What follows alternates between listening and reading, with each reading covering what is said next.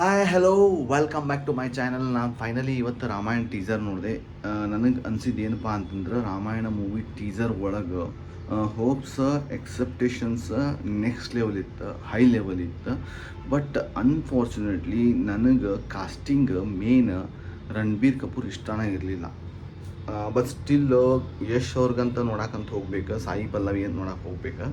So Raman ರೋಲಿಗೆ ನನಗೆ ಅನ್ಸಿದ ಮಟ್ಟಿಗೆ ರಣವೀರ್ ಸಿಂಗ್ ತೊಗೊಂಡಿದ್ರು ಚಲೋ ಇತ್ತು. ಬಿಕಾಸ್ ಡೆಡಿಕೇಶನ್, ಒಂದು ಹಾರ್ಡ್ ವರ್ಕ್ ಎಲ್ಲ ಇರೋದು. ನನ್ನ ನನ್ನ ಫೇವ್ರೇಟ್ ಅಂತಲ್ಲ, ರಣವೀರ್ ಸಿಂಗ್ ಬೆಸ್ಟ್ ಅಂದ್ಕೊಂಡೆ. ಇವರೆಲ್ಲ ನಾನ್ ಹಿಂದೂ, ಇವ್ರಿಗೆಲ್ಲ ರಾಮನ ಚರಿತ್ರೆ ಬಗ್ಗೆನೂ ಗೊತ್ತಿಲ್ಲ, ಇವ್ರಿಗೆ ನಡ್ಕೊಳ್ಳೋದು ಗೊತ್ತಿಲ್ಲ. So totally waste. ನನಗೆ ಮೇಕಿಂಗ್ ಎಲ್ಲ ಇಷ್ಟ ಆತ.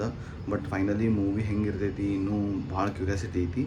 ಬಟ್ ನನಗೆ ಟೋಟಲಿ ರಣಬೀರ್ ಕಪೂರ್ ಇಷ್ಟ ಆಗಿಲ್ಲ. ಅವನ್ನ ನಾನು ಮೂವಿ ನೋಡೋಕೆ ಹೋದಾಗ ಒಂದು ಸ್ವಲ್ಪ ಅವಾಯ್ಡ್ ಮಾಡ್ತೀನಿ ಜಾಸ್ತಿ. ಸ್ವಲ್ಪ ಯಶ್ ಮತ್ತು ಸೀತಾ ಅಂದ ಆ್ಯಕ್ಟಿಂಗ್ ಜಾಸ್ತಿ ನೋಡೋಕೆ ಹೋಗ್ತೀನಿ. ಸೊ ನೆಕ್ಸ್ಟ್ ರಾಮಾಯಣ ಏನಾರ ಮಾಡೋದಿದ್ರೆ ರಣವೀರ್ ಸಿಂಗ್ ಬೆಸ್ಟ್ ಆ್ಯಕ್ಟರ್.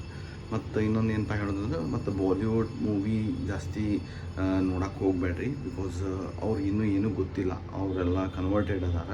ಸ್ವಲ್ಪ ಅಷ್ಟೇ ಎಂಟರ್ಟೈನ್ಮೆಂಟ್ ಅಷ್ಟೇ ತೊಗೋರಿ. ಜಾಸ್ತಿ ಅವ್ರ ಬಗ್ಗೆ ಅವರು ಏನು ಹೇಳ್ತಾರೆ ಇದ್ರ ಮೇಲೆ ಫಾಲೋ ಮಾಡೋಕೆ ಹೋಗಬೇಡ್ರಿ. ಯಾಕಂದ್ರೆ ಅವ್ರು ಯಾವ ಟೈಮ್ನಾಗ ಹೆಂಗೆ ಟರ್ನ್ ಆಗ್ತಾರೆ ಹೇಳಕ್ಕೆ ಬರೋಂಗಿಲ್ಲ. ಅದು ಬಾಲಿವುಡ್ದು ಒಂದು ಮೆಂಟಾಲಿಟಿ ಐತಿ. Thank you. Mobile take care. Like, share, comment and follow ಮಾಡೋದು ಮರಿಬೇಡ್ರಿ.